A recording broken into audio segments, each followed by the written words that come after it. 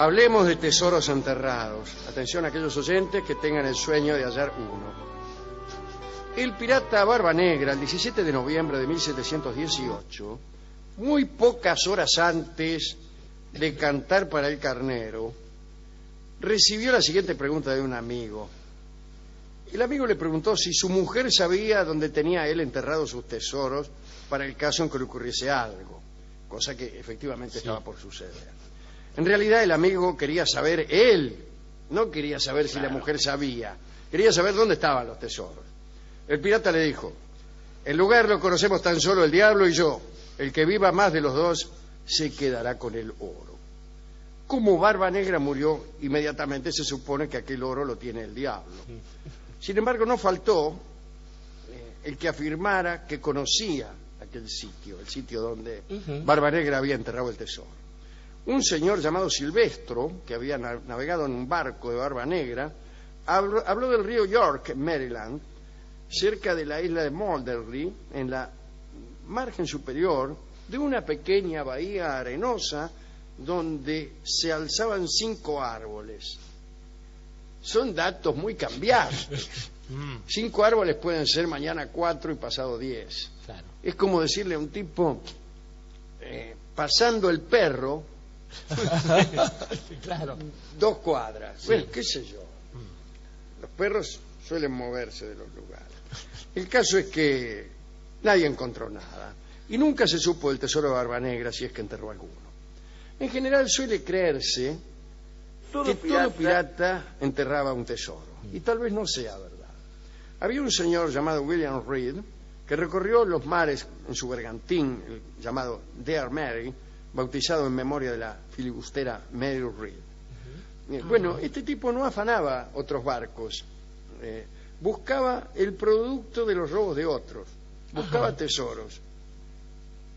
Y entre 1818 y 1822 anduvo por la costa occidental de América del Sur, por México, por los Estados Unidos, por la isla del Coco, que pertenece a Costa Rica. Sí.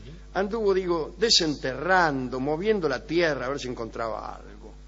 Buscaba las barras de oro que se suponía había escondido en la isla del Coco nada menos que el capitán Kidd, el de los chicles.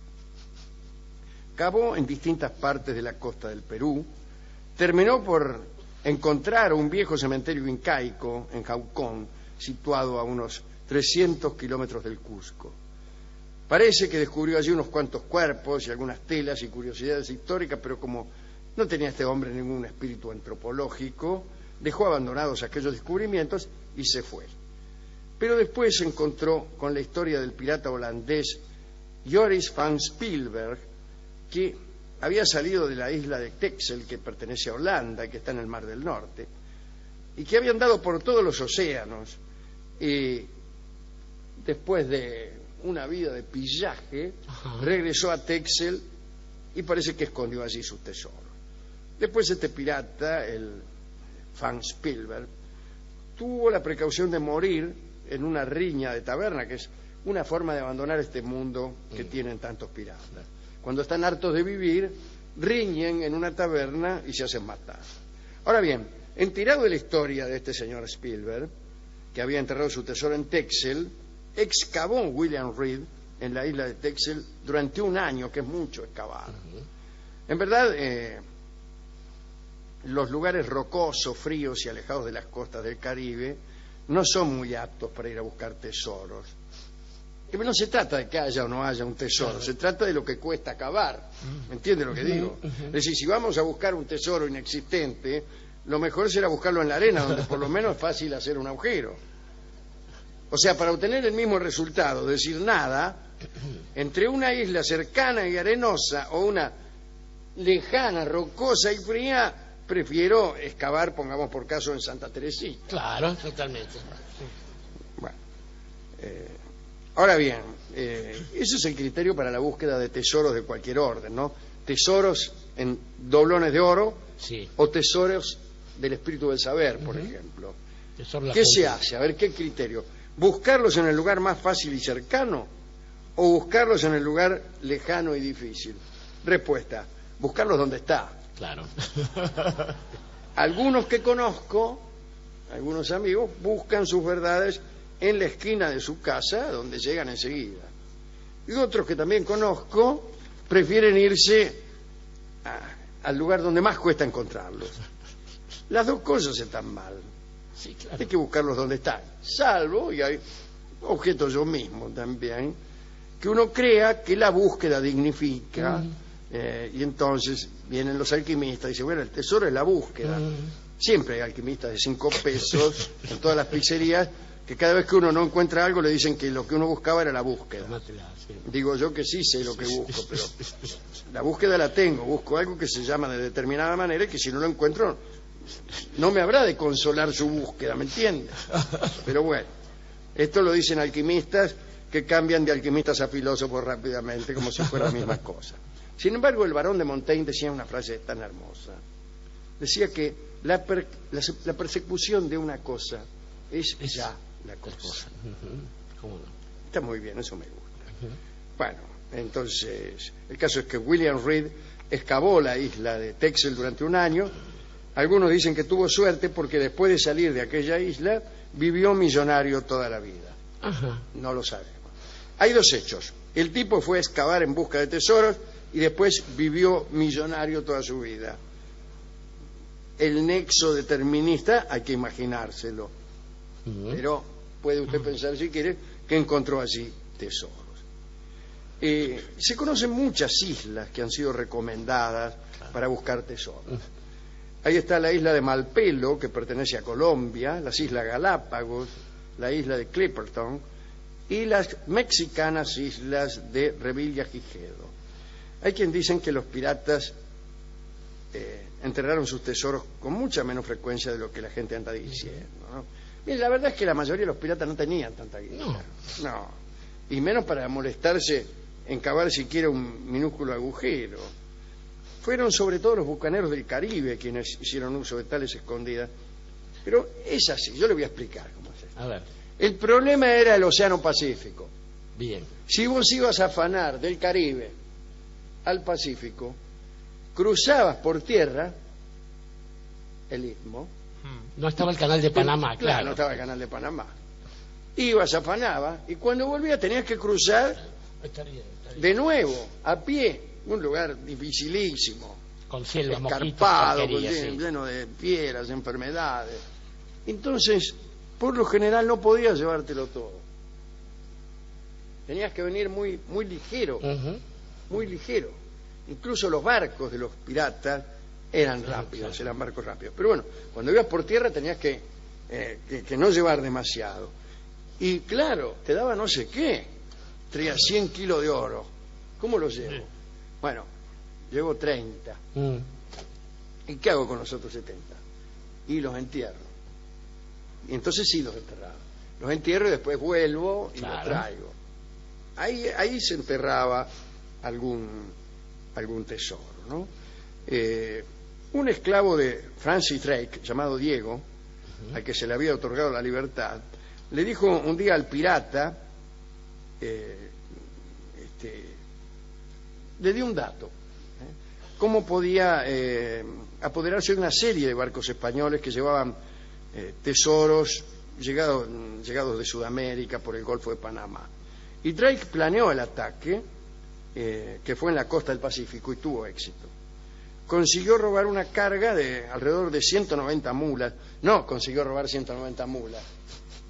No, la carga. La carga que podrían llevar 190 mulas en oro y plata.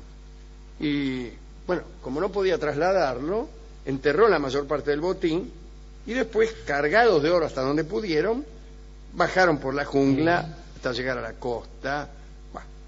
Enterraron tesoros por ahí. Pero cuando Drake logró llegar a buen puerto, solo quedaban con vida 30 de los 74 hombres que lo habían acompañado, entre ellos un cocinero llamado Oxenham, que no pudo olvidar aquel tesoro enterrado. Todos regresaron a Inglaterra y un año después Oxenham volvió a donde habían enterrado el tesoro. Las que pasó, se las contaría si no fuera por lo largo que ha sido el intervalo publicitario.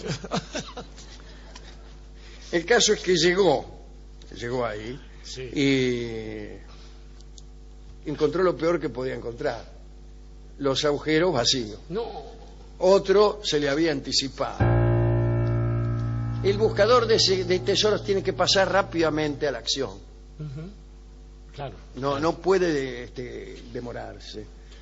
Oxenham se volvió loco y empezó a buscar tesoros sin tener ningún indicio. El tipo en cualquier lado abría un agujero y buscaba, y hasta que una hueste española lo apresó, fue llevado a Lima y allí lo ahorcaron, probablemente por buscar tesoros. Bien, la verdad es que es muy difícil encontrar tesoros. Es desagradable también encontrar agujeros donde el tesoro estuvo. Se necesitan dos para que funcione una historia de tesoros enterrados: el que lo entierra y el que lo desentierra. En realidad, en una relación normal con un tesoro, el que lo desentierra es el mismo que lo enterró, si me permite Claro. el lenguaje que estoy utilizando. Pero es muy raro. La historia: Juan enterró un tesoro y cuando tuvo necesidad de pagar unas cuentas fue y lo desenterró, es una historia lógica pero muy infrecuente. El ejemplo inverso, en cambio, Juan lo entierra y Raúl lo desentierra, es el más frecuente. En los libros de lectura de primer inferior de los buscadores de tesoros está lleno de esta frase, ¿no? Juan enterró un tesoro, Roberto lo desenterró. Juan y Enterrame se fueron a conquistar, claro. ¿A quién quiere dedicar esta historia de tesoros enterrados, desenterrados? Estaba pensando, ¿sabe que en alguno de esos viajes que me tocó? Seguiremos, en estos días seguiremos hablando del tema y daremos datos, porque hay gente que ya está Sí, con la palita de la con la playa. pala en la mano, con la misma que usaron esta tarde Sí, para hacerse exactamente. enterrar ellos mismos, Creyéndose guardar, tesoros. creyendo para tiempos más difíciles. ¿Sabe que en una de estas expediciones periodísticas que me ha tocado hacer, confundí en algún momento la palabra tesoro? Mejor dicho, vi la palabra tesoro y vi Blackbeard, la palabra Barba Negra, ¿no? El pirata. Sí, sí. Fui a parar a unas Islas Vírgenes donde nunca hubo un tesoro de Barba Negra, decía el folleto, pero hay Pensé un en usted, mausoleo. porque usted anduvo por ahí. Y recorrí varios lugares y en general son islas de no tesoros, son islas que dicen, bueno, aquí estuvo Francis Drake, Barba Negra, Jean Lafitte. Claro, mal hubieran hecho en enterrar justo su tesoro en un lugar donde salía un pirata y entraba otro. Claro. Pero Es además, como poner corderos en la isla de los lobos. Bueno, exactamente. ¿Qué es lo que le pasó a los aztecas, por ejemplo? Estaba pensando en que el tipo que está ávido de riquezas, en general no se contenta con dejarlas esperando. Los hombres de Cortés, en aquella noche triste que se habían enfrentado a Moctezuma,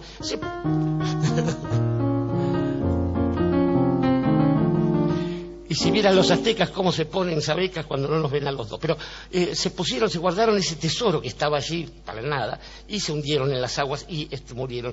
Casos semejantes a los que usted narraba recién. Nuestro querido amigo Edmundo Dantes, el conde de Montecristo, que recibe el relato de un tesoro.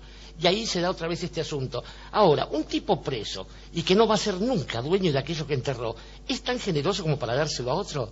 Desconfío de la condición humana, Alejandro. Lo que se me ocurre en realidad es que el pozo funcionaría como un banco. Los piratas no tenían ideas de banco, entonces tampoco tenían una idea de pozo. Creo que el tesoro nace de la pretensión de la humanidad de, primero, cierta inmortalidad y cierto futuro en el cual aquello que lo está acosando en ese momento no va a estar. Por ejemplo, la policía. Esto es demasiada confianza en el futuro. Eso es muy animal. Claro, exactamente. Los animales tienen esa actitud. Por eso, justamente, y por eso los animales, carentes de toda noción del tiempo, entierran sus huesos o la porquería que se les ocurre. En cuanto a esto de la búsqueda del tesoro, esto que decía Montaigne, que en la búsqueda, etcétera, hay dos opciones. Uno está en la esquina, ¿no? Como decía usted, y ese es el tipo decidioso, el fiaca, el que va a buscarlo ahí. Pero, ¿qué hay que decir del otro? Que se va a las antípodas, llega hasta la ciudad de Shanghái. Ahí va caminando, bueno, se consigue un rickshaw, vuelve 10 años después y descubre que el tesoro estaba en la esquina. Muchos cuentos son así. Sí, casi todos los de Pablo Coelho. Pablo Coelho, exactamente. Y ahí le da ganas de asesinar a Pablo Coelho por segunda vez, no solo por la literatura, sino por esta cosa de decir, ¿para qué me fui a Shanghái? No aprendí nada en el medio. Pero finalmente creo que la cuestión tiene que ver justamente con saber qué va a hacer uno con el tesoro. No basta con buscar un tesoro y eventualmente encontrarlo. Enterrarlo, por supuesto. Enterrarlo, claro.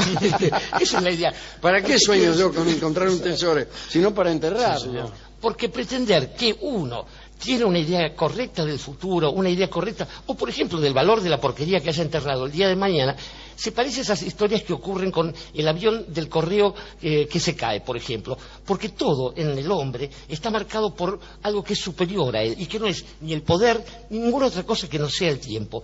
Entonces, así como en esas historias que le decía del correo perdido, un tesoro enterrado sin saber en qué va a ser usado y sin saber si uno siquiera lo va a encontrar, es igual que aquello que fue la promesa de un gran amor, por ejemplo, cuando alguien escribió una misiva amorosa y que al cabo de los años no es otra cosa que un montón de cartas viejas. Cartas viejas, como los mapas de los tesoros.